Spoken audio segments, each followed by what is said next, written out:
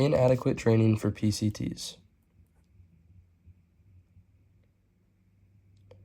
Should patient care techs require more training before being put into the field is the question. What is a PCT? A patient care technician is a medical professional who provides basic care to patients in hospitals, healthcare offices, and long-term care facilities. What does a PCT do? They are most likely going to take your vitals, such as temperature, pulse, and blood pressure. They collect samples such as blood, urine, and stool, and delivering them to labs. It depends on the hospital as well, because different PCTs at different hospitals have different jobs.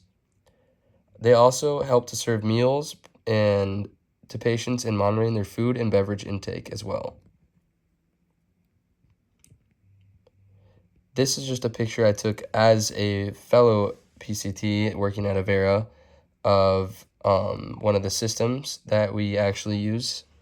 And it's basically just showing all the different types of numbers and different vitals that we have to record in these online computer softwares. And this was what I had to memorize in the first 2 days of training. It was a little frustrating because it's hard to only be there and be on the spot while you're trying to help other patients, and you are told to memorize all of this different kind of stuff.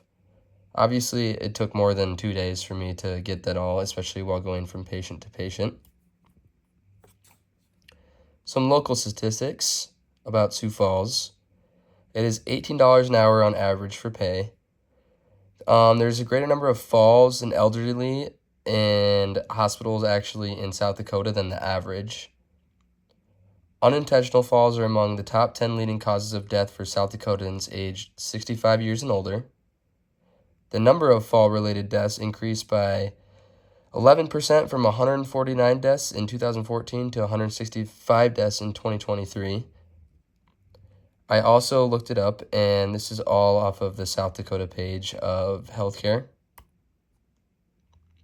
This is a hallway I currently work at in Avera. It's a little confusing around the hallways and that kind of stuff. I just took this one because it just shows how empty it can be sometimes, even with PCTs, because everyone's in the rooms working. These are some statistics and charts that I found for South Dakota. So the top right one is actually the deaths and rates of South Dakota from 2014 to 2023. You can see it's kind of went down in the past few years compared to where it was. It's kind of steadying out to around the 190 range in the past few years. It kind of went down in 2023 though, which is very surprising. In 2020, it kind of spiked up, and I'm guessing that's because of COVID and that kind of stuff. There's a lot more people in the hospitals. And then in the bottom left is counties with less than 20 deaths, and it kind of shows the amount of deaths in hospitals related to incidents around South Dakota. And it actually shows that Lincoln County, at least, has only 78, but Minnehaha has 142. National statistics, around 1 in every 10 patients is harmed in healthcare, and more than 3 million deaths occur annually due to unsafe care in different countries, and also as many as 4 in 100 people die from unsafe care. Some estimates suggest that as many as 4 in 10 patients are harmed in primary and ambulatory settings nationally, while up to 80% of this harm can be avoided from improper training and just not getting the amount of help that they need with some of these patients. On average, PCTs have 6 days of training, and they are sent to work by themselves, which is, I feel, way too early for some of these people, because some of the shifts are only 4 hours long, and only having 6 of those, just 24 hours of training does not feel like enough to care for a patient that could be dying in any way. This is a national statistic of the U.S. and the fall-related deaths actually in the U.S. And as you can see, South Dakota is way above average compared to some of the other places.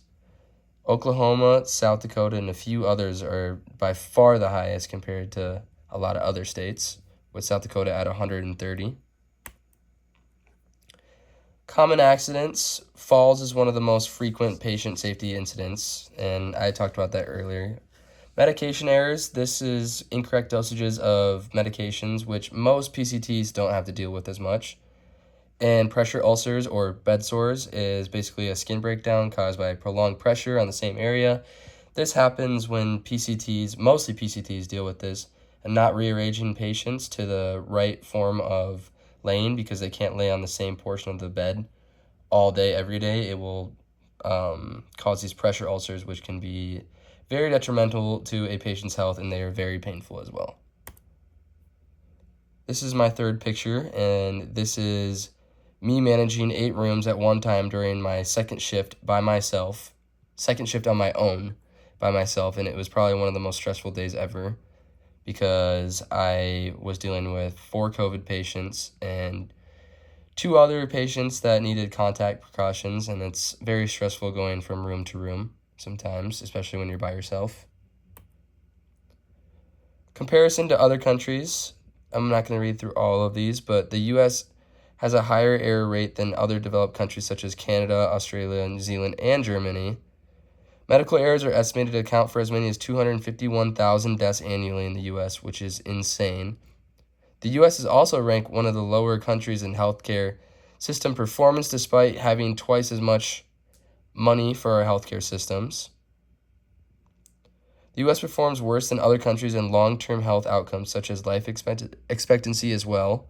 The U.S. ranks second to last in equity, with many lower-income people reporting that they couldn't even afford healthcare when it was needed. This is picture 4. This was me on my very first day as a PCT. I was extremely anxious and felt unprepared going into the system by myself, which I feel like should not be the case, especially when you're dealing with patients' lives. Changes I would make to the system. I would add extra days of training for sure, and 8-hour shifts as a maximum. I understand that some people need the money, but I feel patient safety is better than ruining someone else's life because you were too tired or exhausted and forget to do something like reposition someone and end up getting them really bad bed sores. I would say all in-person training instead of online because I feel online training does not give you the actual in-person, hands-on training that could help you in certain situations. I believe that every PCT should at least pass a written test and an in-person hands-on test before they are allowed to work by themselves to reduce patient falls, repositioning, bed ulcers, anything that could happen to a patient. I feel that having a test before they are let into the field could help this a lot. This is picture 5. This was a patient monitor that I had to use, and at Avera, if you have more than 4 patients at a time, you're required to have one of these phones, and it gives you a lot of notifications, which can be stressful, especially when there's multiple patients asking for stuff at the same time. Changes being made. There are certain corporations that are incorporating more emphasis on advanced patient care skills, so training them to better know some of the skills before they get into the field and have to ask someone else. It basically saves more time for the patient or for the nurses and the PCTs that are already stressed and having more than 4 or 5 patients at a time. Increased focus on infection control protocols. This has kind of happened since COVID. COVID was a very big issue in hospitals, and there was a lot of infection control happening where it was spreading from place to place. Another thing that is commonly used as infection control, and people are way more strict on it now than it used to be because it's been such a big issue, is C. diff, because C. diff is caused by hands-on infection, and it is most commonly found in hospitals because of people spreading it very easily by not using the right precautions. Increased focus on utilizing electronic health records, being able to go through the health records and actually be able to record it without making mistakes, because that can actually affect a patient's health and life. This is picture 6. This is training I wish I would have had more hands-on and understanding what was going on in the hands-on experience. What could I do? The most I feel I could do as a PCT is talk to my manager about future training for employees. I could email hospitals in my area about the benefits of future training, as well as sending them a presentation like this. Giving hospital administrators statistics on the performances of their PCTs compared to other hospitals that have more training. The importance: PCTs are the frontline healthcare workers who provide a variety of support and care for their patients. They often work directly with nurses, doctors, and other healthcare providers, and they need to be professional for this. Their training is crucial in ensuring the safety and well-being of the comfort of all patients. These are my sources, and these are more of my sources. And that is it.